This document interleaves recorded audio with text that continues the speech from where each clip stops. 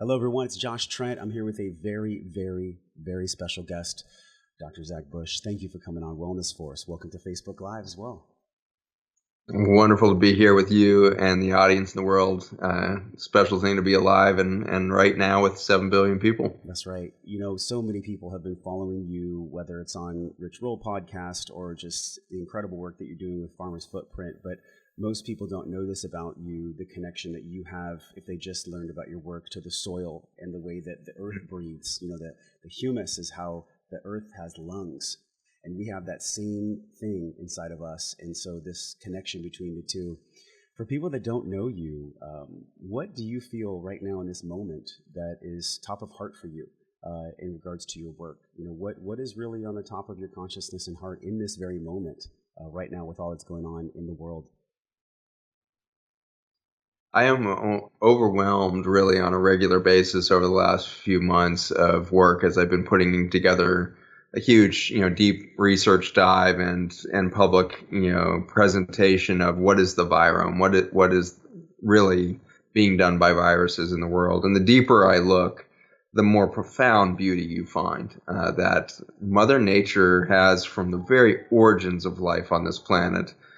Been utilizing this information stream of genomic transfer that we call viruses as the most exquisite of design in not just communication for sustaining life, but communication for expanding life. And there's something deeply true about the physics behind that, and that the universe is expanding for reasons that we still don't understand. Each planet is, or each solar system and each galaxy getting further and further away from one another. It defies our, tiny little perspective from this little blue dot that floats out in a remote, outcast in a small galaxy in the middle of billions and billions of other galaxies. We don't have the perspective to understand expansion. This little tiny planet, Mother Nature has designed herself such that when there is cataclysmic events, she responds with more life and more biodiversity. We've had 5 massive extinctions in the fossil record. We're in the midst of the 6th extinction. And what we see in the truth of the planet is that when she sees death, it is an opening and an opportunity for more life than has ever existed before. And I want to honor all of the families that have lost somebody in recent weeks, whether from influenza, pneumonia, COVID, cancer, heart disease, all the things that claim anybody in any given day of the week. I want to recognize that those deaths, in their perfect timing, even if we can't see or rationalize why it's perfect, in the perfect timing of the recycling of life, more life comes behind it with more vigor and more biodiversity. And you might not be able to see it right now. Biodiversity is collapsing. And so you have to say, well, that's not working right now, Zach, because it's the same thing in the fall as you see all of the greenery of the planet dry up and apparently die. And the next week there's even more dry dead leaves. And the next week there's no leaves left on the trees. And it looks like there's been just devastation to the world's forests. It's because there's a massive storage event happening of energy and creativity within the womb of Mother Nature.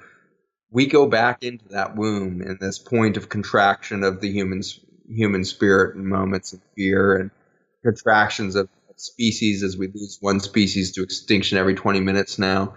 As we go through this collapse, there is an utter beauty beneath the surface there. There's this extraordinary, glorious anticipation and planning and orchestration, if you will, of this symphony of life that's going to come next. We have a couple of options. Like, we get to either see and witness and be witness to that extinction event as spiritual and biologic beings that can acknowledge life passing, feel all the appropriate emotions and spiritual existential experiences in that. We should do that no matter what. But we also might have the opportunity to change everything and change the course such that this 6th extinction is not going to follow the course of the other 5, where we lost 85 to 97% of life on Earth.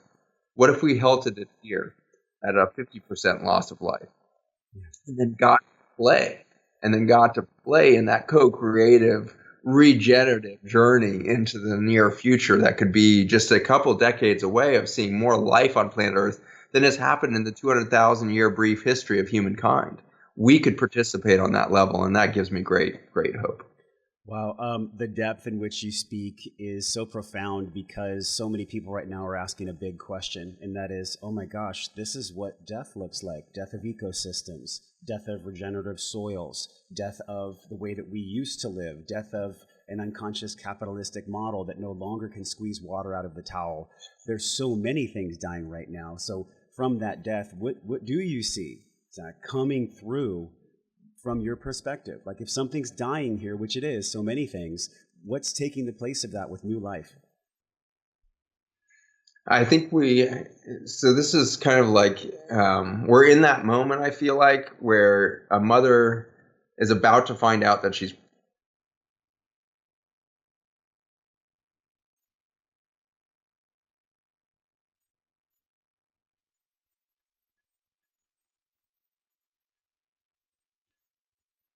behavior changes in a weird way. A recent article, a great study showed that Amazon now knows when a woman is pregnant before she knows she's pregnant because they can track her behaviors, and there's subtle, predictable shifts in her behavior as she has this quickening. And it's mapped out in her consumer behavior and what she's looking at and what she's interested in. And she doesn't even know she's pregnant yet. I'm fascinated by that quickening. And I think that humanity is having a quickening as we enter the womb of this global shutdown. I think we picked this as a people. And I'm seeing this. I'm seeing people that could easily be working right now that are saying, well, COVID's here, so I can't work. No, BS. You wanted a break. Yeah. You wanted to take a break. We've all been longing for the pause. We've all been longing for this deep breath. Absolutely. And now I don't have to travel every week to go talk to people. People have come comfortable enough that, well, Zach's on Zoom. That's good enough. Well, fantastic. Right. That just saved me, 3 days of exhaustion and travel and everything else. So, we needed the pause. We're in the womb. We don't even know we're in the womb right now. We think we have a pandemic going on. We think we have all this stuff, and none of those numbers are going to work out right. Like, we are seeing through the glass very darkly right now on the truth around the pandemic. But what we are in is a womb-like pause. Mm-hmm. And it's not gentle. I want to recognize that there are families out there, 57% of households in America before this all happened were one paycheck away from going into debt or bankruptcy. And checks have been stopped for months now for many households. And the level of abuse that's happening in homes today. I was just on a phone call this morning from top officials in the government, and I was overwhelmed by the sadness of it. The amount of child abuse, the amount of spousal abuse, the amount of substance abuse going on right now in these households that have no hope of recovery in the near future because they're so far in debt. Their credit cards are maxed out. They've lost their jobs. Yeah. And it's being taken out on the most vulnerable of them. So I don't want to paint some bucolic picture of this. Volcanoes are not gentle, transformers, and none of the cataclysmic events that change the course of the planet are gentle. And there's great tragedy and life loss happening right now around the planet. Only a small amount of it has anything to do with the COVID virus. The tragedies that are at hand are a long-standing human behavior of self-abuse that then trickles into, familial abuse and abuse of the planet, because we know the golden rule: treat others as you would treat yourself. Yeah. Because we've never really loved ourselves and we don't know how to see the beauty in ourselves, to fall in love with ourselves. We treat others as we treat ourselves, which is not very pretty. And so this crisis that we're in is really putting a pressure cooker on the former consciousness and behavior of humankind. And if we don't take the opportunity to really rebirth in this chapter, and I don't know if the chapter is a few weeks long, months long, or if we have a few decades ahead where we have to transform.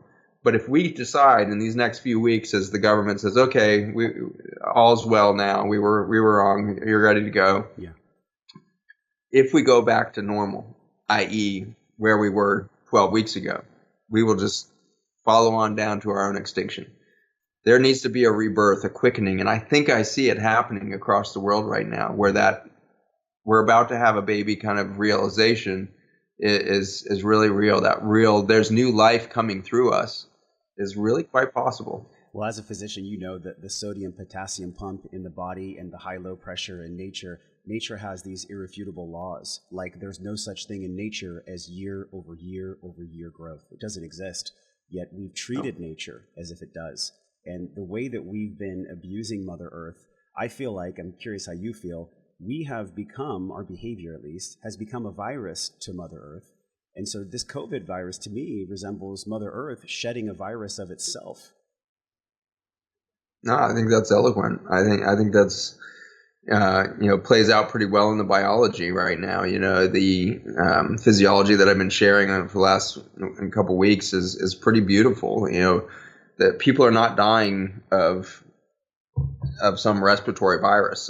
We know that COVID patients showing up, 5,700 patients published in a recent paper out of New York City, 5,700 patients showing up, and it has all their vital signs, all their initial laboratories, etc. And their average temperature is stone cold normal. They don't have a fever. Their white blood cell count, totally normal. No leukocyte shifts suggesting a viral infection. They have no change in respiratory rate. They have no change in any of the things. There's nothing on that 5,700 patient that make it look like that is an infected group. There's nothing that says infection. What it instead shows us is a toxin poisoning to the red blood cell. And so the red blood cells have been poisoned to a small percentage of people around the world. And the pockets of those poisonings have happened in the highest rates of air pollution in the whole world, beginning at the most toxic air in any given year being Wuhan province, where the whole thing began. And that 2.5 micron air pollution, which is a very well-tracked phenomenon that all governments track in their own environments and NASA tracks for the world. We know that 2.5 every microgram increase in 2.5 micron air pollution is a 20-fold increase in risk of death from this viral syndrome that we have going on. Well, 20-fold increase in death is more than any virus in history. And then if we treat that wrong, if we treat it like a respiratory failure, as if it was pneumonia instead of a poisoning of the red blood cell, then we increase that again. Death toll out of the recent New England Journal article, I think it was, maybe it was JAMA for New York City, we have an 88% death toll in U.S. hospitals from this syndrome. 88% death toll is higher than Ebola or any other condition in history. On the cruise ships, where we had absolutely no medical care for elderly people with an average age on those cruise ships over 70, we had a 0.1% death rate. And so we're doing a better job sequestering elderly people with comorbidities on cruise ships with no health care than we are putting them in ICUs in New York. We've lost the forest for the trees as medical people, as scientists and all the rest. Because of the fear that has been baked into the story about a virus, we are not seeing the clear picture of this is literally air toxins, cyanide being a very likely player here, because cyanide poisoning looks exactly like what these patients are showing up with. They show up blue, very low oxygen concentrations without any signs of infection, and then they develop multi-organ failure, confusion, delirium, and then die of weeks later of pneumonia. That's cyanide poisoning's journey. You can read and just Google cyanide poisoning and then read a New York Times article about what these patients see. It's as clear as day. We have to, as physicians, be cut free of the fear of some deadly, mysterious virus. Come to quickly realize we've seen coronaviruses every year since at least 740 years back. There's some good data saying our first registered, recorded coronaviruses were 1,200 years back. And so for hundreds of years, we've been seeing many, millions, perhaps, variants of coronavirus. And so now we have this new one. There's no reason we should ascribe any fearful or terrifying quality to it.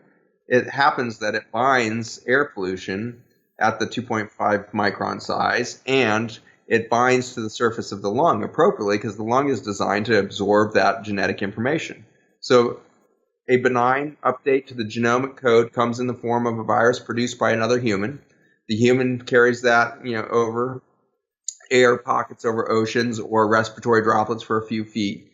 But the aerial transportation of this is global. The lung is designed to take in a certain amount of this genetic information, not to overwhelm the body. And so most of us are breathing it in and we're fine. Maybe some of us get a couple days of fatigue, a little bit of achiness, a little brain fog. and then it clears. Some people will then get fever 5 days or 10 days after that experience, and that's because there's secondary pneumonia or bacterial things going on related to the lack of antioxidants and other things in your body, or related to the hypoxic injury that happened at the tissue level. But that's downstream. It's not the viral transition at all. Then we screw up that balance that I just described by putting people on pharmaceutical drugs for the three things that people have actually been shown to increase risk of dying, which is cardiovascular disease, kidney disease, and diabetes. Why are people with those conditions dying of a lung virus? We were told that this was a lung virus. Why are those COPD, the primary lung condition, is the fourth, down the list of comorbidities that increase your risk of death. The top three are treated by demand of the American Medical Association and everybody else with two drugs, an ACE inhibitor and a statin drug. Cardiovascular disease, diabetes, and kidney disease have to be on those two drugs. The main symptom caused by an ACE inhibitor that usually requires us to withdraw the drug is cough, because it sensitized the lung through upregulating all the receptors that happen to bind coronavirus. Common cold, coronavirus. Coronaviruses are all over the place all the time. They're not the only virus that binds to the ACE2 receptor. And so we create cough all the time. And you ask any physician out there in the primary care or cardiovascular world and ask them what's the most common side effect of ACE inhibitors, and it's cough. And so ACE inhibitors, and if you have to take them off an ACE inhibitor, then you put them on an ARB, an angiotensin receptor blocker, and that drug upregulates ACE2 receptors too. So whether you're on an ARB or an ACE inhibitor and the combination with a statin, you've just upregulated all of these things. It turns out that COPD without the pharmaceutical drugs also upregulates ACE2. And so now we know that pharmaceuticals are more potent at upregulating that receptor for the population than it's even emphysema, which we thought previously was the highest rates of ACE2 expression. But that's fourth on the list. So cardiovascular disease, diabetes, chronic kidney disease, pharmaceuticalize it, and then suddenly there's a whole bunch of binding sites for the virus to come in, and it's not still the virus that's doing the damage. It's on the back of the virus is tagged a little particle of air pollution that's carrying cyanide. And so, and not just cyanide, 64 other terrible toxins, that could be causing the hypoxia. So I don't know if I'm right about cyanide, but it's definitely one of those toxins carried on that air pollution that seems to be the thing that's tracking into people's bodies and causing death. What I'm hearing from you, I'm sorry to interrupt you. What I'm hearing from you is that within the air, because of the micron size that this virus gets inhaled from, we're also seeing it attached to other things that are toxic in the air, which then upregulates, as you said, the ways that it can be more deleterious to our health. Is that true? That's true. Yeah, and that's been shown before this thing. We know that PM 2.5, which is a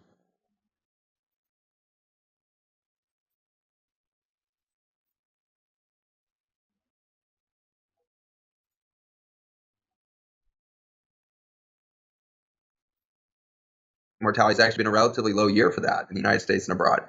We see a lot of people dying of cancer right now. We see a lot of people dying from heart disease right now. And we see a lot of people dying from autoimmune conditions. Our mortality went up this year significantly because of the toxicity of the planet. We've never dumped more chemicals than we have in the last year. And, I don't think it's surprising necessarily that the U.S. is seeing some of the highest mortality around the world right now, because what happened in China and South Korea, as soon as this thing happened and we thought it was a virus killing us, we went and sprayed insecticide and toxic chemicals into the air all over Korea and China to try to sterilize the environment, which then it goes airborne and ends up in Seattle and New York a couple months later. Not even months, weeks later, that's in the air of Seattle and New York. And so that band of air that travels across the globe all the time is carrying the toxicity of our fear, our chemical response to a toxin that was developed from our chemical behavior of transportation and energy sectors. And so, in our constant belief that we are at war with nature and we are at war with all the germs, we are killing ourselves ever faster. And it's ludicrous, and it is sad, because we've got 20, 30 years of data in the microbiome to know that it's the microbiome that prevents cancer. It's the microbiome that prevents autoimmune disease, acne, depression, anxiety disorders, sleep disorders, infertility. It's all the microbiome. And yet, somehow, from this ridiculous fear story that got suddenly the whole world, including scientists, are like okay with killing every organism on Earth. It's just a very, very sad low vibration event. To me, and thank you for this deep, deep explanation. There's so many things you've mentioned that I've never heard, and I know so many people have not heard them either. So thank you for this education, really this expansion of consciousness that you have been such a leader for. One thing that I've been seeing in your work and with Farmer's Footprint and with ION, and even before, years ago, you were one of the first people on scene that really described the microbiome and the fact that if we just get out of the way of nature, if we stop trying to meddle with nature and just be in harmony with her, these laws of nature, they're actually here to serve us. They're here to help us. Yeah. So when we're putting a mask on and when we're spraying and lysoling and all these things, from both a spiritual consciousness and also a medical perspective, what's really happening there when we put a mask on? We're killing ourselves. I mean, really, it's that blatant, and I don't mean to startle people. Everything we're doing is killing ourselves. Every time we put a boundary between nature and ourselves, we kill ourselves. And so the proof of that is even beyond biology. I don't, you really geek out when you get into the physics world, so I don't want to get too esoteric here, but the second law of thermodynamics in physics is one of the most tried and true truths in science, and it's profound. I mean, really, nobody should ever be elected to any political position in the world without understanding the second law of thermodynamics. It's very simple. It says that any system put into isolation will increase its entropy. Entropy is a word for chaos. Sure. Any system put into isolation increases chaos within that system. That works for a solar system. It works for a planet. It works for, a quasar, couple black stuck at hole. home. Is it the same type of Relationships. It works for your own psyche. The most potent penalty that we give in the penal system is sensory deprivation through solitary confinement. Yeah. It's the worst thing we can do to a human is isolate them. Their entropy increases. They suddenly start having visual hallucinations, auditory hallucinations, paranoia. They start pulling out their own hair. They'll scratch their faces off. It is a horrific amount of chaos that happens when you isolate. And that's why depression is so freaking dangerous, is your first reaction to depression is socially isolate. Your entropy is going to go up. And so the same terrifying thing what happens with chronic disease. You get diagnosed with cancer, you don't want to talk to anybody because you're tired of everybody being like, oh, I'm so sorry, how are you? Right. That kind of BS kind of reaction is not what you want around you when you're a cancer patient. So you isolate and entropy goes up and then you die of cancer a few years later. We need to realize that the second law of thermodynamics could redesign sociopolitical systems, socioeconomic systems, business structure, spiritual and religious practices. Everything needs to be redesigned when you start to come to terms with any isolation of any system is going to increase entropy and chaos. The exact opposite is true. The more connectivity any system has, the less stress it's going to have, the less chaos is going to be in that system. And so what we should have done when we heard about this virus is we should have sent everybody out into family reunions in every national park around the world. We would have immediately, all death would have stopped because we weren't dying of a virus. We were dying of a virus attached to PM 2.5 air pollution carrying cyanide. If we had just gone and parked ourselves in campsites all over the world and stopped driving around, the whole thing would have passed over like a gentle hand of genetic updating so that we could get the necessary information. Corona and the other 10 to the 31 viruses in our air, another 10 to the 31 viruses in our soil, another 10 to the 31 viruses in our ocean water. 10 to the 31 is 10 million times more than stars in the entire universe. Okay, like 10 to the 31 is a grotesquely huge number. That's how many viruses we breathe any given year on the surface of this planet. Viruses are not against us. If they were, we would be dead so long ago. It's ludicrous. We never would have developed as a species a mere 200,000 years ago because the viruses started 4 billion years ago. Yeah. Like, we've got this whole paradigm ass backwards, upside down, flipped over, and used to create economic shift. And so we are seeing the biggest consolidation of wealth in human history into just a few hands. And it's It's over nothing. There's so much Are there. people dying? There's so much there to unpack.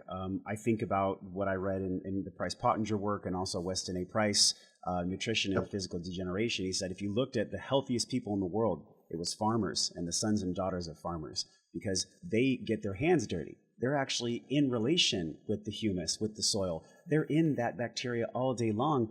Is it true that there isn't really any such thing as bad bacteria? I mean, isn't the world all a homeostatic system that supports life in all ways? Like, is there really such a thing as this killer virus, this COVID? Does it even exist? Certainly exists for a good purpose. It's really important. As soon as I heard about coronavirus, I was ready to get it. That's an important update because it's coming out of the most damaged ecosystem on the planet. Wuhan is the most toxic ecosystem on the planet. We spray more glyphosate into the area around Wuhan and Hubei province there than anywhere else in the world right now. And so you have the highest level of genomic stress on the planet from the microbiome combined with the biggest pork operation in the world. We raise more chemical farmed swine in that country than any other country in the world. The swine stool is so toxic in U.S. and Chinese production systems that it's illegal to transport the stool because it's considered biohazard waste because of the amount of antimicrobial chaos going in from all the antibiotics we feed these animals. And so this toxic stew of the microbiome there is sending out a genomic update, which I find fascinating. We now have some new piece of genome. There's a new strand of RNA within the new coronavirus that's a little different than SARS. SARS presented, by the way, just like this blue patients, multi-organ failure, then a few days later, lungs filled with water, and then you get pneumonia and death if you don't do anything about it. It's a hypoxic injury for SARS 18 years ago and today. When you say, we didn't learn that. Hypoxic, can you share with the audience what that means, a hypoxic injury? Yeah, so if you want to look up this to get a real deep dive, it's called histotoxic hypoxemia or histotoxic hypoxia. And histotoxic is spelled Hysto. No, Hi. I'm having a complete brain fog here a moment. Histotoxic, Histo, toxic hypoxia is a chemical change in the shape of hemoglobin, which is the protein within a red blood cell that carries oxygen. It's a very unique molecule. It's a huge protein, complicated, almost looks like a complicated Irish knot, the way this protein ties itself into these 4 pockets for 4 oxygen molecules to bind into every red blood cell. It's eloquent, beautiful piece of design. And what happens when cyanide and other toxins get into the red blood cells, it changes the shape of the hemoglobin such that they can no longer bind oxygen. So now it doesn't matter if you breathe 100% oxygen on a respirator at 30 breaths a minute at 10 pounds of pressure, you can't push enough oxygen into the human body to do anything because the raft ran out, lost its air. The raft that needs to carry that from the lung to a peripheral tissue, 70 billion other cells need that oxygen. They can't get it because the life raft of the oxygen carrier of hemoglobin got damaged. So cyanide poisoning is a cyanide, in this case, I think from air pollution binding again to the virus. Virus carries cyanide into the bloodstream. Bloodstream goes into a loss of oxygen carrying capacity and the patient turns blue. When a tissue like the lung, liver, kidneys are starved of oxygen, they have a massive cellular damage event. And so that's why 2 to 3 days later, those lungs are going to fill with fluid. It'll start within a few hours, but it really gets bad over the next couple of days. Is because there's so much tissue injury, not from any virus, but because there was no oxygen. Our patients are dying from a lack of oxygen carrying capacity, not a lack of respiratory capacity or a lack of oxygen in the atmosphere or a lack of oxygen in the respirator machine. They're dying because we're not treating the hemoglobin. In a bizarre way, our president, in his bizarrely fumbling way, actually had one of the only tools out there identified early on, which is hydroxychloroquine. And he got laughed off the stage by medicine and scientists and all these people and said that he had special interests and stock in the company and blah, blah. I'd be surprised if Donald Trump doesn't have stock in every single freaking company in the world. Sure. So that's why he said that. But I think he said it because he was getting messages from around the world that if you treated very early with hydroxychloroquine, you were seeing improved function. It turns out that hydroxychloroquine, yes, it is an antimalarial and does that. But the main thing that it does is change the shape of the red blood cell. Malaria is a parasite that attacks the red blood cell. And so it turns out that he's probably stone cold right that hydroxychloroquine is one of the few medications that somebody could reach for to help improve oxygen carrying capacity of the blood when they see a cyanide poisoning. Now, it turns out that it's a much more effective approach called a cyanide poisoning kit that takes just 3 quick injections, and then you change the shape of the hemoglobin into methemoglobin, and it does fine. And so we can treat, cyanide poisoning in a matter of minutes, not weeks on a respirator where they're dying from pneumonia. And so, I've been getting this out to the medical community through different paths in the last couple of weeks, begging our physicians on the front lines to start using the simple cyanide kit that every single hospital has. And you'll see if it works, if I'm even remotely right, you'll see that patient change right in front of your eyes. Like in 5 minutes, you'll know that you just saved that person's life.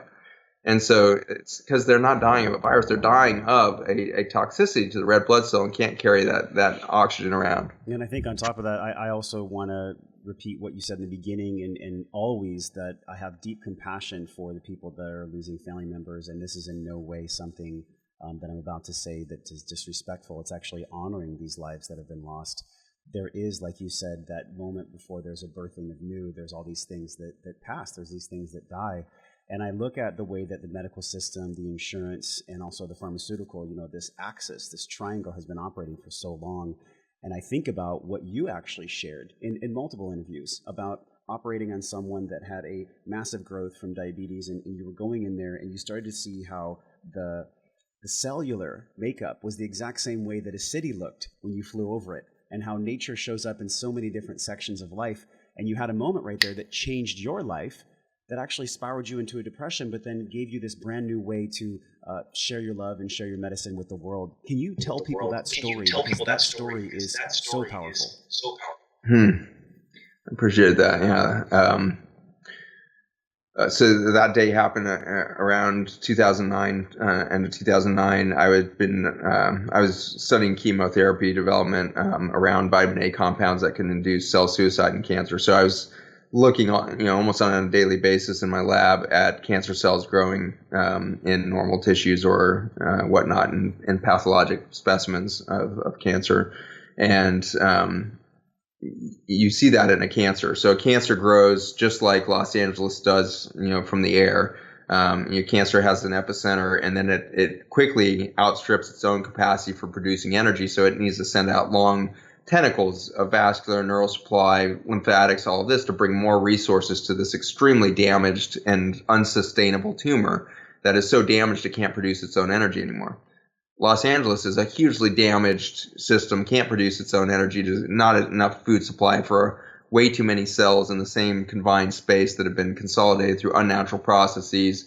And so it needs to send out these huge tentacles of highways, train systems, flight patterns all over the world to bring nutrients and resources back to this tumor. And so I had recognized that pattern in, cancer in cities, around that time of research. And it was a poignant, I think, colorful thing. But what happened that day is I was working in the lab, suddenly realized we were running late for clinic, jumped up from the microscope, hadn't really closed my mind on the microscope experience, rushed over to my clinic, sat down in front of a patient who had, this big diabetic ulcer, and started debriding that ulcer as you described, and got to this point where suddenly I saw this necrotic tissue spreading out through healthy tissue, and it looked exactly like the tumor I had just been looking at minutes before. And that was this moment of singularity where I was like, oh my gosh, are you kidding me? Like, it's a piece of tissue that didn't have enough resources. It died of lack of resources. So the necrotic ulcer is only the next step beyond cancer. And the reason we call it an ulcer is just because we didn't think bigger about those simple issues of supply and demand. We call it a cancer because we didn't think of the simple, supply and demand issues that started having imbalance 20 years ago, and now the patient has cancer. And so it was just this moment of singularity where all disease is one thing. It's an irresponsible or an unsustainable distribution of demand and supply. And when we can't meet supply, systems start to break down. You get rioting at the tissue level, sequestration of lack of resources, all of this, kind of things. And ultimately that little tumor that's only, represents maybe 1% of a human body will kill the whole body, sucking nutrients out. If you've ever seen somebody die of end-stage cancer, they'll soak up every last fat cell in their body to go try to fuel that small tumor in their body. And it might be a big tumor, but even if it's a 5 centimeter tumor, that's still a tiny piece in a big human body. And so it's the realization that when we see metabolic demand supersede the tissue's own capacity for resilience and provision, it will start to act like a cancer in the body. And I think humanity became that for the planet many years ago. Yeah, and this is what was a reckoning for you, where you no longer went down the path of creating the next best drug. You 180'd your treatment about the human form, and you said, I'm actually going to heal the human by healing the earth, because it's all connected. And I don't care if you're logical or spiritual. We all know that when we hear something like that, the truth sticks to our soul. The truth sticks to our heart. Like, if we can't let the earth breathe, how are we supposed to breathe properly?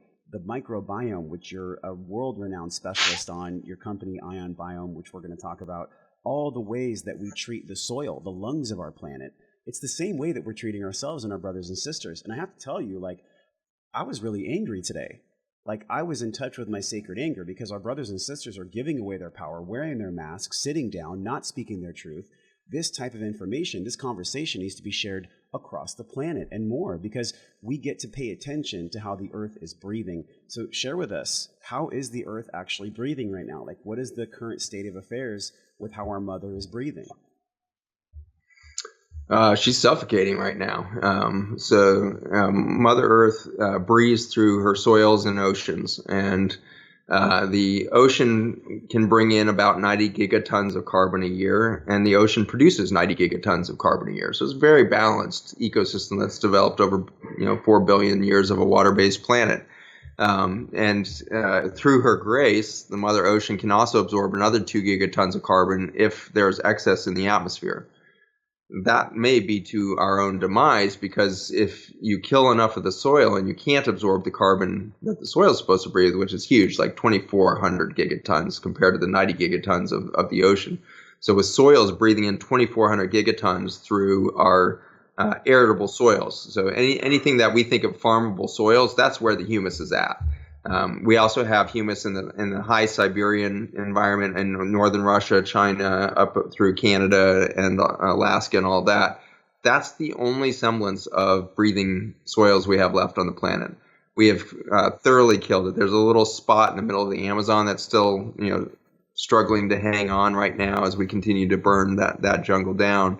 But we have just this rim of breath at the top of the planet in the tundra space, because we were unable to farm there. But 97% of the land that's farmable has been depleted of its capacity to breathe in carbon. So we see huge carbon deficits in the soil, which means that the plant life there is slow to grow. It needs all of these chemical inputs and everything else to fake it out, because the soil is really dead and has turned into dirt rather than soil.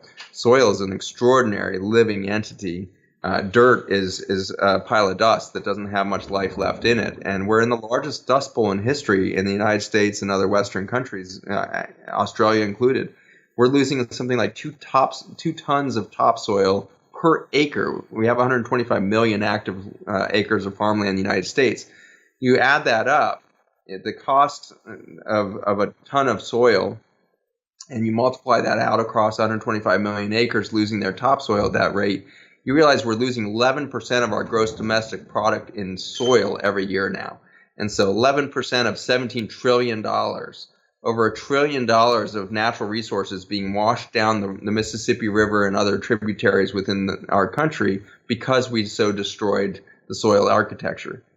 I have been preaching against Roundup for years, and it was really devastating when I found out Roundup's only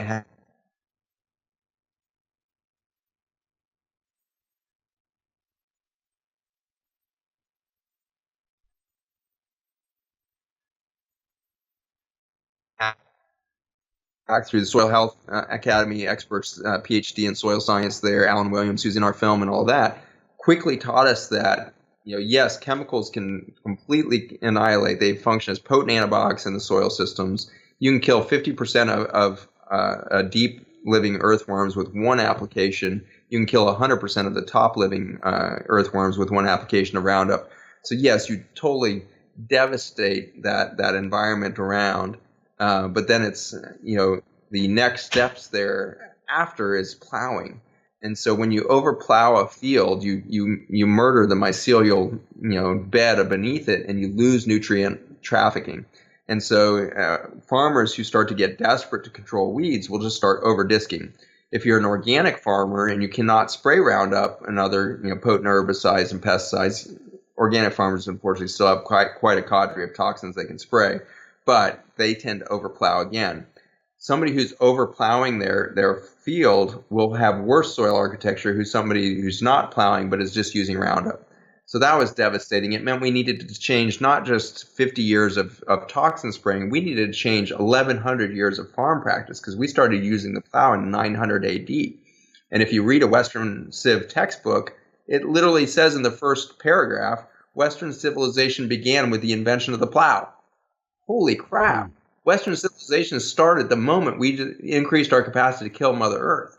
And I think we have done it steadily over the next 1,100 years with every other invention we've come up with to more further distance ourselves and more severely destroy the ecosystem we live within. And so Farmer's Footprint was born. We realized we didn't need just an educational film. We needed a nonprofit to get large enough to actually change the economics and the infrastructure around farmers so they could make that transition. Because you can't tell a farmer in the middle of Minnesota you need to grow organic. Well, they have no place to sell that. There's no silo within 1,000 miles of them that's going to be able to both take in their regenerative organic thing and get that out to the marketplace at the higher value point. So you're asking them to do a very labor-intensive effort to change behavior with no reward on the other side. So once we saw that, we're like, oh my gosh, we need to start to build public awareness, build big financial, investment fund-like strategies, government awareness, government programs.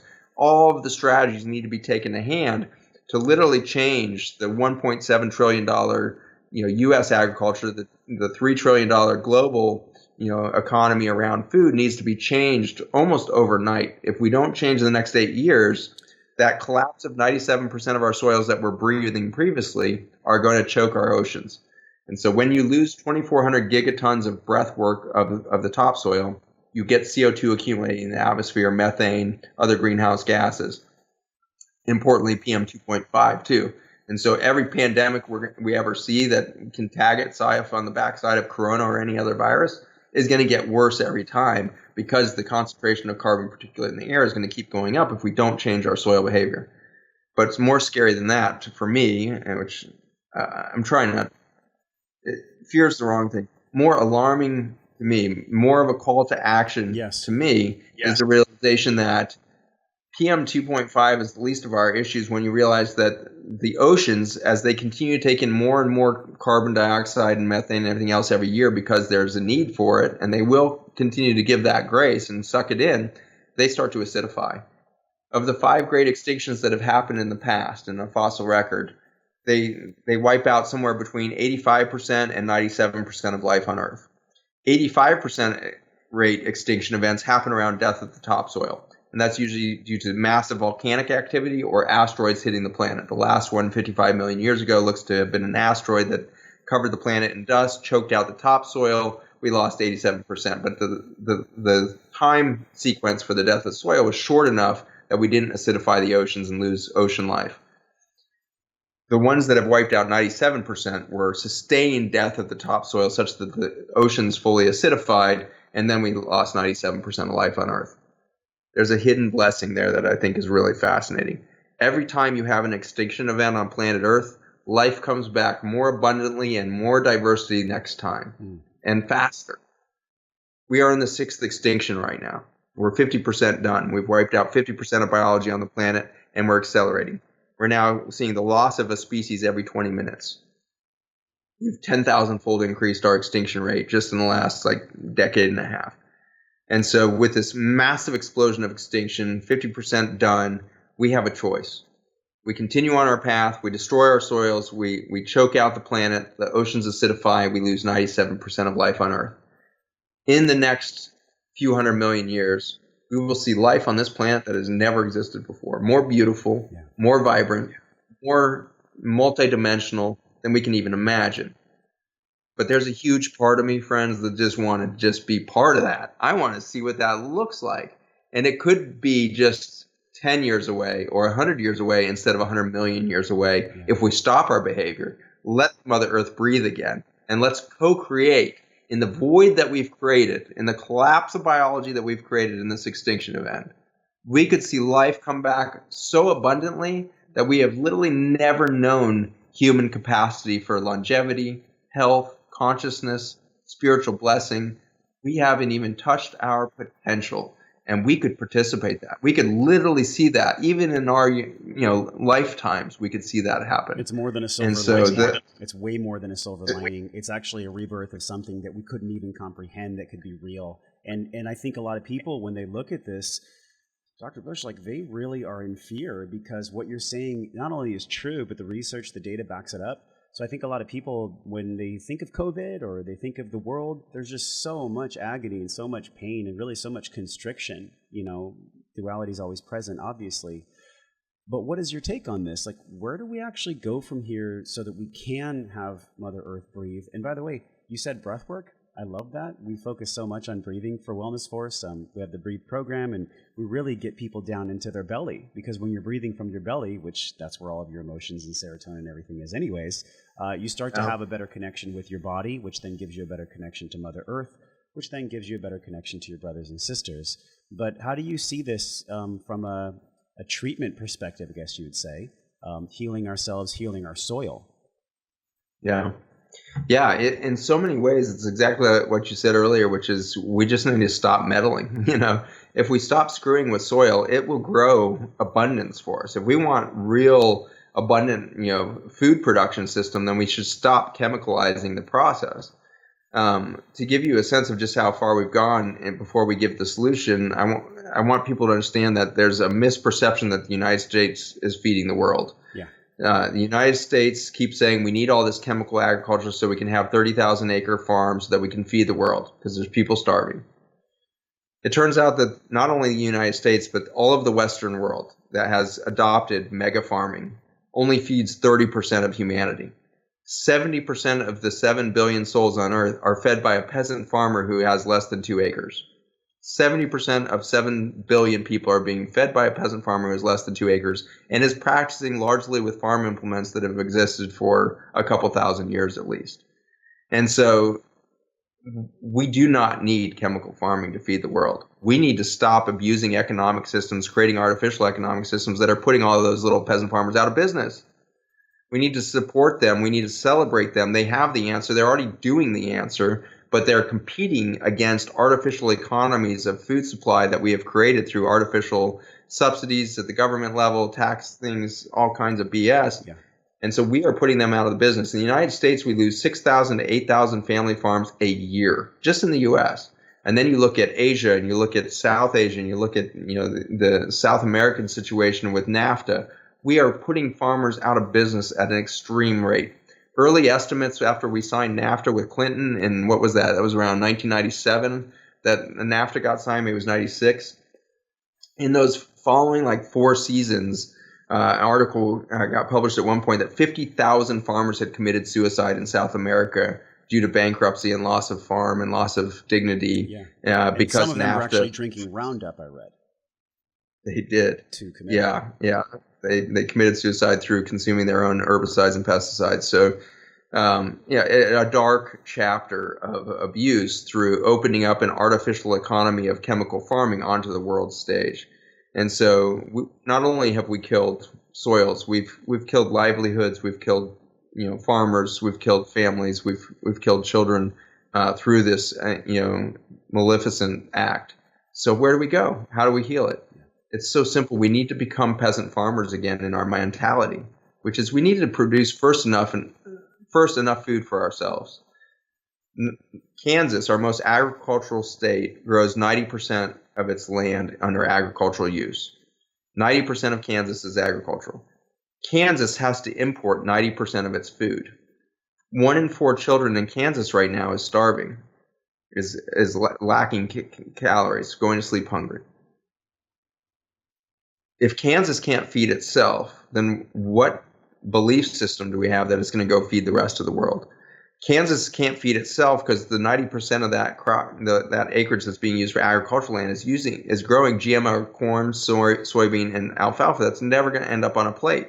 Instead, it's going to end up in chemical processing plants to make petroleum-like products out of the oils and everything else in that. And so we feed the apparel industry so that we can have yet one more pair of stretchy yoga pants, because God knows you can never have too many of those. And like we start making all artificial BS things out of the crops that are growing where we should be growing food.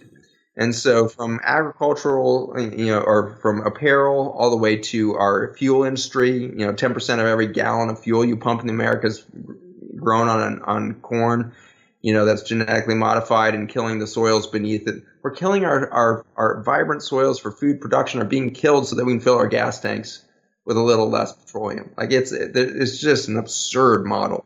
And so the solutions are at hand. We have farmland and we have brilliant farmers who are ready to grow food. We need to create an economy around those farmers so they can grow food again. This is another wonderful thing that's happened with COVID, is our farmers who over the last 5 years have started to make the move towards supplying real food to real people again. And they've been meting out these little brands and trying to, create their little online stores, and they're slowly growing, and their CSAs are starting to get a foothold. In just the month of March this year, those groups, those farmers that had direct to market potential, they grew by 300 to 1,200% growth in 4 weeks. Amazing. They jumped forward 8 to 10 years in their business plans in 4 weeks because the supply chains got disrupted and mankind suddenly realized we have a serious vulnerability in the United States. We don't even grow our own food. We have supply lines that go all the way around the world to try to suck food back to us. What the heck are we thinking? And so we see a massive increase in direct-to-farmer demand.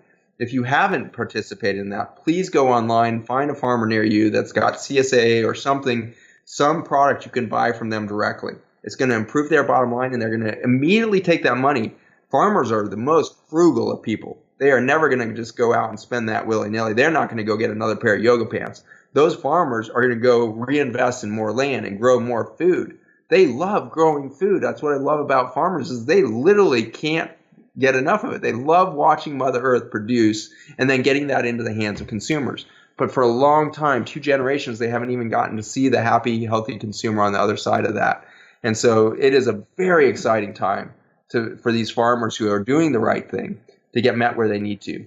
All of us need to make sure we are participating in a new economy when this, pandemic fear finally resolves itself and we're told to go back to normal. Please do not go back to normal. Yes. Please don't keep buying all your food from Chile and Peru and 4,000-mile supply chains.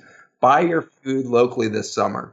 Grow your food in your backyard. I was so excited at the beginning of this pandemic. At the same time, everybody's jumping on their CSAs. Everybody ran out and bought every last packet of seeds in every hardware store in America. Yes. So exciting. That's beautiful. Oh, and we have people growing farms or gardens that have never grown a single thing, and they've got like 42 plants in their backyard. And half of them are going to die, and that's normal too. Don't feel like a bad farmer if you're out there doing that for the first time. It's not all working. That's fantastic. You're learning. We need to learn for the next pandemic not to happen. We need to learn so that the next death of the planet doesn't have to happen. Let's do life and live life abundantly together. It's so exciting. The solutions are simple, but I think for so many people, logically, they might think that they're not easy. So simplistically, get a garden box. You talk about how to do this in your film and with Farmer's Footprint, but also to go back to the breathing and also to contrast the solution that you're speaking about. If we ourselves just use this as a time to slow down and do our breath work, then we are going to make better choices about the soil and about how Mother Earth breathes.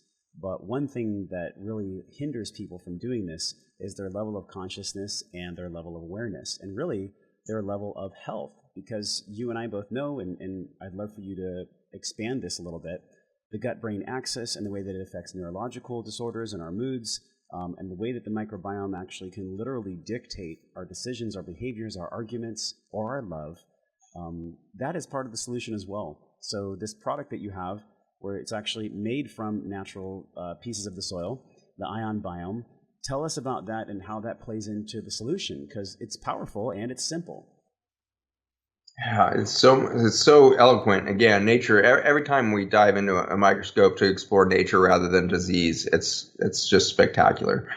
So this happened in 2012 in my clinics. We were seeing a lot of our patients that were going on plant-based diet, getting worse inflammation, not less, on things like kale, Brussels sprouts. Some of the most powerful healers and alkaloid medicines that I could bring to my patients were making them worse, not better. And so that, that was only a third of our patients. A third of our patients given that medicinal food, like diabetes goes away, miraculous healings happening, all that. That was what the textbooks told me was going to happen. Then a third of our patients, not much change at all. They maybe I'm a little bit better. Maybe they'll lose a few pounds, but nothing.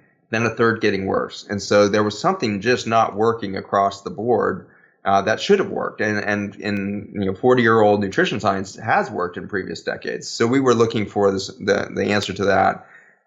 William, my colleague, brought in a 90-page white paper on soil science. Flipping through that, there's this huge molecule in the middle of it that looks just like the chemotherapy I used to make in regard to its three-dimensional structure on the right side. The right side of that molecule looked to have the potential to be a redox signaling device. And so redox signaling is the way in which biology does wireless communication. So just like your cell phone, as you pick it up, it has a tiny little transmitter that can send out a tiny little signal, and it needs to be picked up by a cell phone tower that can repeat that over another 7-mile radius to another cell phone. And over matters of split milliseconds, that can be transmitted around the globe. And so I can, call back to my grandma or wherever I need to and connect anywhere in the world.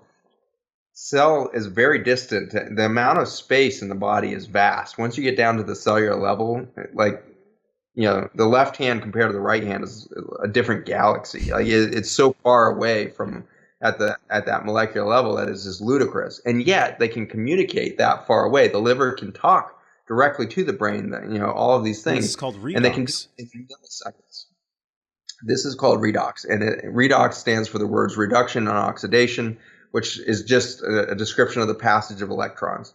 And so redox is redox chemistry and redox science is just the understanding of the flow of electron information through over distances. And so the wireless communication network that I was studying in cancer was made by mitochondria, which are little bacteria guys that live inside our cells. For some reason, it never dawned on me that the bacteria and fungi within our gut and air systems and everything else would produce a wireless communication network. But I didn't think of it at the time. And so with studying redox chemistry and mitochondria and how to turn on apoptosis or programmed cell suicide in cancer cells, by giving it enough information. If a mitochondria has enough information, it'll kill the cell quickly. If a mitochondria can't mount the information stream, then cell suicide doesn't happen and a tumor will develop. And so a damaged cell that's trying to kill itself will fail if it doesn't have enough redox chemistry in it. So I was working with vitamin A to kind of give these massive surges of redox signaling out of the mitochondria and kill tumors. Actually, it's better said that it doesn't kill the tumor at all. The tumor just dissolves itself. It's a very gentle, non-inflammatory cell process where it just dissipates and gives energy back to the space. Stem cell comes in, replaces it with healthy tissue. That's what breaks down as we go towards cancer. And so in 2013, as we're starting to untangle this molecule, I thought I had stumbled upon something that could treat cancer. And as soon as we put it into petri dishes, all kinds of weird things were happening. Like cells were doing things in petri dishes that we didn't even think were possible. You've never seen anything heal in a petri dish. Petri dish stuff only dies, and you can change the rate of its death. That's how we do science. Did you change the rate of death? That's how we do it at the petri dish level. That's how we do it in a cancer study with patients. All right, everybody's dying. Did you change the rate of death? What was the cell doing in that petri dish? They start building things. Like we've never seen three-dimensional structures being built in petri dishes before. Best case scenario, get a two-dimensional layer of cells. Three-dimensional structures in a petri dish was ludicrous. Like that's never happened before. And so suddenly it was the realization of course, the bacteria and fungi would need a redox signaling system. And of course, it would have to look different than what the mitochondria create. The mitochondria create oxygen-carrying redox signals. So they do ozone, which is O3. They do O2H, which is like the opposite of the water molecule. They do H2O2, which is hydrogen peroxide. There's like 15 of these little oxygen-based molecules that are produced by the mitochondria to create redox signaling and wireless communication inside the cell. Those molecules, though, only last for a millionth of a second in the very protected and special space of the inside of a cell. So they're very ethereal. if you're outside of the cell, I'd never even dawned on me that you could have redox outside of the cell, because you can't traffic electrons any distance with an oxygen carrying capacity, because the oxygen carrier will be gone in a millionth of a second. So you can't cover distances. So inside the cell, which is less than a couple microns in distance, that's no problem for mitochondrial oxygen-based redox. This huge carbon molecule that we found in soil that then might have redox potential gave me this massive hope suddenly of like, oh my gosh, what if we could do communication network outside the cells? And of course, that's what nature's been doing since her beginning. So we didn't discover anything. That's how we trees just talk to one another as well. If you look at the mycelium in the German forest, it's how all plants speak to one another, correct? Is this the same redox mechanism? Same one. Wow. So the fascinating thing for me is when we look at our microbiomes, if I were with you in person, and if we were 6 feet close to each other, would my microbiome be talking to your microbiome? Oh, yeah, absolutely. We do this through a couple of different mechanisms. Beautiful. One of the main mechanisms that just got discovered in the last few years, John Gilday in our lab is a brilliant PhD out of Johns Hopkins, geneticist. And he's one of the 5 experts in the world at isolating exosomes, which are these little pockets of genetic information that we put out in the atmosphere all the time. He published the very first paper showing that human exosomes of genetic information from our genome could change genetic behavior just like a virus of other cells. And so, very brilliant guy, amazing scientist. His capacity in a laboratory is really unsurpassed in the crazy new techniques he develops, everything else, not to mention his sheer intellect. But John is one of those experts in understanding microRNA, which is a whole new field of study in the last few years. We thought that anywhere from 97.5 to 94%, depending on which paper you read, of our DNA is junk DNA. It doesn't code for a gene or any other transcription factors, and so we just call it junk DNA. Well, it turns out that, of course, nature doesn't do 94% of junk anywhere, and that DNA makes a very eloquent language system of microRNA. The microRNA then are exuded from our cells instead of DNA and RNA that we do genetically to keep a human cell doing its thing. That's all self-contained typically. But the microRNA are constantly leaving the cell to go into the bloodstream, from the bloodstream into our breath, into our stool, into our urine. And so it turns out that 15 to 30% of the microRNA in your bloodstream right now is from bacteria in your environment. Another 15% is from fungi in your environment, and another 5 or 10% is from the food you just ate. And so the genetic information in the corn or the pig that you just consumed is actually updating your genome, their microRNA. And so we are exuding clouds of microRNA. We're exuding clouds of exosomes all the time. We're also communicating it eloquently through redox chemistry, in subtle ways as well, I believe. But over distance, it's more genomic. Over short distances, you get into this, especially once you're down at the cellular level, you get into this extracellular network of communication through the redox made by bacteria and fungi. Once you're down inside the cell, it's made by the mitochondria of bacteria inside your cells. So you got this huge, beautiful matrix of generative information and transformation of information, transition of information, transport of information happening across cell systems. And none of it's made by the human cell. It's made by the soils of Mother Earth. It's made by her bacteria and fungi, the soils of your gut, the soils that are in your skin. We now know that every organ system is full of microbiome.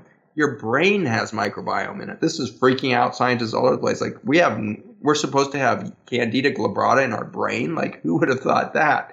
Like, we have microbiome all through our body, and it's working to nursemaid and communicate and bring resources, produce resources. In an Alzheimer's brain, when you section and autopsy that brain and stain it for Candida glabrata, Candida has sprouted this beautiful network of pseudohyphae and hyphae around the damaged neuron to bring nutrients apparently into that neural capacity. So, a damaged brain is being fed by a yeast in a kind of mycelial form. Mind blowing. I love this science so much, and I'm sorry to interrupt you because so many people are watching this for probably the 3rd time because the way that your brain works, I just love the way that your synapses fire, man. Just to create clarity for people that are maybe just tuning in or that are listening for the 2nd time, this is a network, this redox network that actually signals one another as human beings. Is this also what we learned from the entanglement of the astrals? being entangled where somebody is thinking about you and then all of a sudden you feel like texting them. The way that we feel each other across the world, the way that you and I are even connecting right now, we don't have to be next to each other to feel one another. Is that a mirror of the same nature redox system? That's actually a deeper one. So what we're talking about right now is biology. So we've got a biologic system of communication in redox, and I would include in there viruses, very important genomic communication network. And so whether you call it an exosome or a virus, doesn't matter, same thing. So whether it's microRNA or macroRNA and DNA, whether it's all that redox chemistry, you also have a hormonal network. And so we put out pheromones all the time that can go, many dozens of yards out from our body to communicate at the hormonal level. So we have all these mechanisms. But what you just touched on goes deeper than biology. So all of the above are biologic methodologies for cellular communication and biologic communication across life forms. And of course, the microbiome is producing all of that right into us as well. Yeah. And the brain is literally listening right to the microbiome, which freaks me out still of how cool that is. But the neurons that come out into your gut literally can stick out beyond the boundary of your gut lining to listen and talk directly to the microbiome, which is sweet, cool concept. So microbiome, redox chemistry, all that's biologic. But it turns out we're not cellular beings. We're actually made of atoms, not cells. Every molecule made up of tons of atoms. Every cell, I think, is thought to have over 1 billion atoms or something ridiculous in that, like that. And so, and then you have 70 billion cells, and so you multiply 1 billion by 70 billion, and you start to realize you're in these massive I don't even think numbers of zeros. That much numbers. That's too many numbers for us to even imagine. I mean, the only number that's that large is our national debt. We're at $70 trillion now, or something like that. So, these are just astronomical numbers that no human being can wrap their mind around. But 1 billion times 1 billion gets you up there into some massive numbers of complexity. And at the atomic level, you're only 0.001% solid, which is really bizarre and trippy. I don't care if it's you or your computer or the oak table in front of you. That's all a vacuum space. It's all 0.001% solid. It's 99.99% vacuum. But the vacuum, of course, is not empty. And so the vacuum is full of electromagnetic field.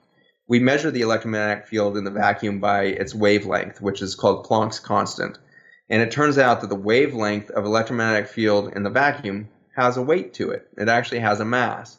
And so the mass of the electromagnetic field vibration in a cubic centimeter, this is the most mind-boggling math thing. So I don't expect anybody to really hear this and believe this, because it's too hard to really wrap your head around. But if you take 1 cubic centimeter of vacuum space and measure the density of that cubic centimeter in regard just to the electromagnetic field vibration, you end up with a 1 with like 94 zeros after it. If you were able to take all of the solid physical matter of the entire universe and compress it into that same cubic centimeter, I'm talking about every galaxy, every star, everything into a cubic centimeter, you are 13 zeros shorter in weight, in mass, than just that 1 cubic centimeter of vacuum space. The reason why stuff feels solid is because there's so much energy packed into a single centimeter of vacuum space that it can give the impression of solidity by its gravitational force. The space organizes a tiny bit of matter, so the fact that you're 0.001% is plenty, because the vacuum space that organizes that tiny piece of matter is so dense that it can be as strong as steel, no problem. It can give you the impression that steel is strong, when in fact it's not the steel that's strong, it's the vacuum space that holds the steel in its shape that's strong. And so that is just trippy bizarre. But what I just told you is that all things, all space and time, all vacuum is full of a dense structure of electromagnetic field which is vibrating and fluxing all the time. The reason, Josh, that I can reach out and touch you right now is because there's nothing but density between me and you. And when those piercing blue eyes you have, I can feel, because there really is no space between us. There's only this continuous vibration of electromagnetic field that will connect the two of us in a deep way. And I can give you right now, I can just put a hand on you, brother, and say, I love you. I can see you. I'm so grateful for a conversation with you. And your body can absorb that information despite the 3,000 miles between us. It's a continuum of energy through space and time. And this is why we manifest stuff around us, is when as soon as you intention that you're going to call somebody, the likelihood of them calling you just went up because you just impacted their psyche with a message of yourself just by thinking of them. Wow. And so it's when interesting. I actually felt I had a somatic experience here in my throat and heart chakra, and I could feel a resonance when you put your hand out. And gosh, there's so many people that understand this on a subtle level, right? Maybe even a subconscious level, that what you're speaking about is true. But when we look at science and even the narrative around COVID and just the narrative in general, where we've been so neck up for so long, what you're speaking about is connecting the head and the heart together. And that, my friend, is why I'm so honored to have this conversation and to spend this time with you, because that is actually what's going to save the world. We're not going to save the world neck up. We're going to save the world neck down, connecting those two hemispheres. So, I mean, you literally unpacked so much there for us. People are going to listen to this 3 times. We've already had people commenting in the chat. I'm going to listen to this again. I'm so glad it's recorded. You know what I get from you too? I get from you this this presence of the childlike curiosity and wonder and joy about the fact that we're even here on planet Earth, experiencing breathing ourselves and being here with the mother. And what is it about your heart or your soul, if you could maybe just reflect on this for a moment? What is it about you that makes you so curious and stay so curious about life itself? You know, this wonderful thing that we get to be here for, regardless of how long it is. It's just addictive. It's just so fun. Like as soon as you touch a new energy source, you want more of that. At least I do. I don't know. I'm routinely disappointed with how little how far I have to come up in my head. I can so easily get overwhelmed in a day or a week, so I don't have the energy to talk to my wife in the evening after a long day of podcasting and work and teaching and blah blah blah. Yeah. And I'm disappointed with that. Like, what the hell? Like, where is my priority list if I can't understand the eloquence of being able to come alongside Jen and just give her my love and just be witness to her and her journey? I'm disappointed with myself all the time. And so in that disappointment, though, is an opportunity of like, I feel like I'm a pretty good guy. I feel like, I'm pretty, empathetic, and I'm pretty compassionate. Give us some hearts. But I'm scratching. Zach is a good guy. I'm scratching the surface. Yeah. I'm scratching the surface, man. I could what am I going to be when I actually figure out the real essence of beauty? Like, what's going to happen when every time I turn around, I want to just kneel down in awe and reverence to the mother of a tree that's sitting in the backyard, and this Mother Nature is just gifting me with shade and the rustle of her leaves and the exchange of light between sun and earth, and all of the gifts of that tree. Like, I walk by trees every day and forget to say thank you. I all the time, missing the gratitude. And so my curiosity is driven in part as a desire to feel what it feels like to be completely alive, because I have been numbed out, man. I'm freaking, dull little weed blowing in the wind because of all the programming and all of the distraction and the freaking Instagram and all of this stuff and blah, blah, blah. Yeah. But at moments I get it. Like, I get to sink into it. And, I was out kayaking the other day and I hear this huge breath behind me, and I'm out in the middle of the ocean, and I turn around, there's a sea turtle that just came up and blew out all of its air right behind my kayak and stopped, and suddenly there's a huge puff of air. I'm surrounded by 6 turtles over the next 20 minutes over this coral reef that I'm floating, and it's a totally still day. So it's one of those moments where you feel like you're in an airplane looking down at the earth, but you're on the water looking down into this world of the coral and fish everywhere, and these massive sea turtles just grazing down there. And in that moment, I start to get a sense of, this is alive. I'm alive right now. Thank God I'm alive right now. Yeah. And I hope the next time I turn on my computer, I can carry a piece of that Mother Nature into that experience so that I remember that the electrons coming off that screen can't even compete with the solar radiation coming out of me, and the joy that I could project out into the world, and the love I could see, and all of this. Like, I just have this overwhelming hunger for more of that. And so that's what keeps me curious. Wow. The intelligence that you tune into, it's funny, on the Ion Biome site, you say that we believe in the intelligence of nature. And really what you want to do is build this healthy relationship with these products and the people that consume them. But, really what I see this as is I see this as a Trojan horse. We can't meet levels of consciousness with this kind of speak that's very high vibrational, whether you want to call it woke or awake, doesn't really matter.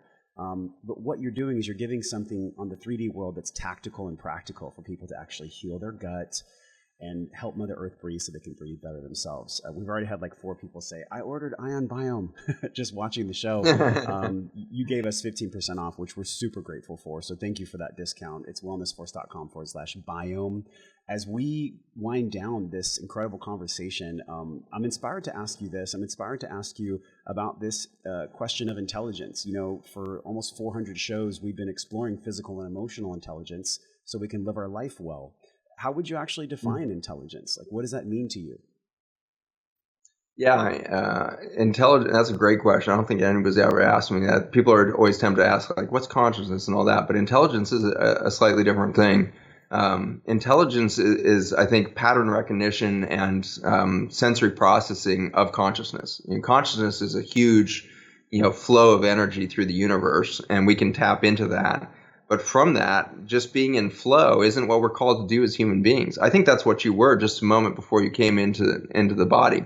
I think you were in total flow as a soul. I think you were an ancient being that flowed in that energy field of consciousness. But in the body, we are called to do something very physical, very, very minuscule in time. A lifespan of 90 years in the course of a 4.5 billion year planet, not to mention the age of the universe. We are in a split second, a millisecond of time over a 90-year lifspan. And intelligence comes in there. So I think intelligence is in the same way that consciousness and the soul are in line with in the singularity. Intelligence is to the human body what consciousness might be. It is the physical manifestation of the electromagnetic field of consciousness. And so intelligence starts to take on structure that is as ethereal as our bodies. Intelligence is only there for a moment because we're going to find out we only were seeing through the glass darkly a moment ago, and now we see a little bit better, and then we'll see a little bit better later. And so I want to encourage physicians and scientists who are maybe in the audience or out there, or you send this to somebody who's a doctor on the front lines and they're like, what, cyanide poisoning? Nobody told me that. I can fix that. Don't worry if patients have died in your care. Don't worry if our consciousness and knowledge and intelligence didn't prepare us to save every life out there. It wasn't the calling of us as physicians to fix everything or to save every life. Our calling as physicians was to be humble servants to those that are in need. And we should do that with a full humility in what we don't know. And so when we find out a day later that we didn't know the right answer, then that's a duh. We should have that premise going in every day that we don't see the whole picture. So don't feel badly about, you will feel sorrow for what you didn't know, but don't let that slow you down to now apply the new knowledge and gain new intelligence and go again. The intelligence of nature is very physical.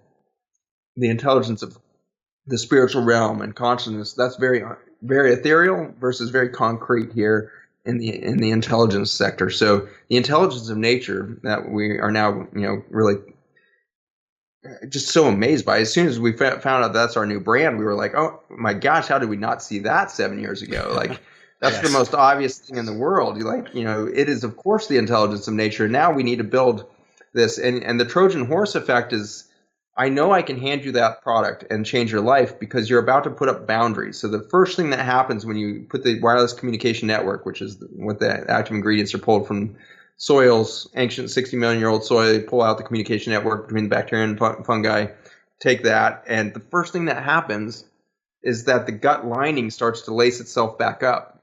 Roundup and other toxins, non-steroidal anti-inflammatories like ibuprofen, Motrin, alcohol, all of these things break tight junctions. They create a leaky sieve of your gut and your vascular blood-brain barrier, kidney tubules, and the rest. So we've turned into leaky sieves. your self-identity is literally defined by those boundaries at the biologic level. I think that glyphosate, Roundup, had this subtle way of destroying self-identity, undermining our self-identity at the cellular level that led to the highest rates of depression, anxiety, and loss of function that we've ever seen in neurologic history. The crazy thing that happens when you put back in the intelligence of nature is that the human self suddenly wakes up and realizes, oh my gosh, I don't have nearly enough tight junction structure. I'm going to start pumping proteins out. We see elevations of everything from amino acid production, like lysine from the microbiome, all the way to production of complex three-dimensional structures of tight junctions, gap junctions. Gap junctions are the fiber optic system that runs light energy between cells. All of this stuff starts building out of seemingly nothing. The product doesn't have any of that in it. The product doesn't do anything. The product is the communication network between the cells. The cells know what to do. The intelligence that is in that bottle is unleashing something much deeper, which is your own intelligence.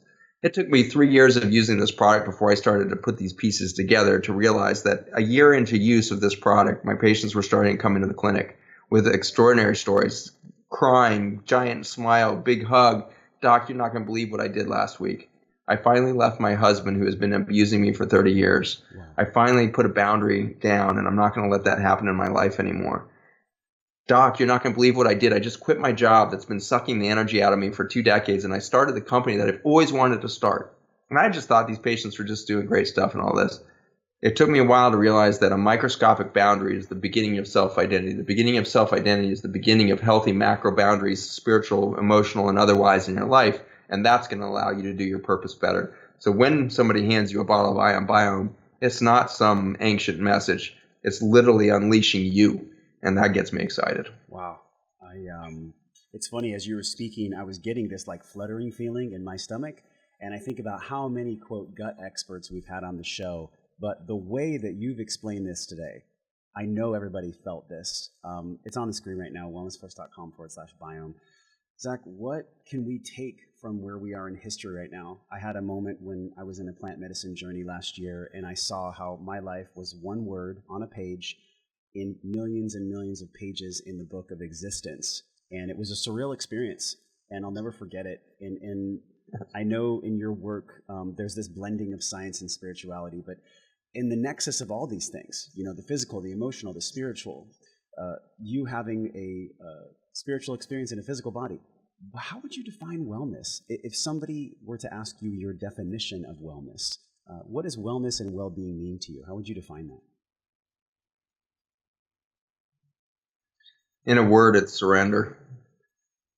You need to stop holding on to everything you believe, all the roles you play, all of the identities that you have taken on.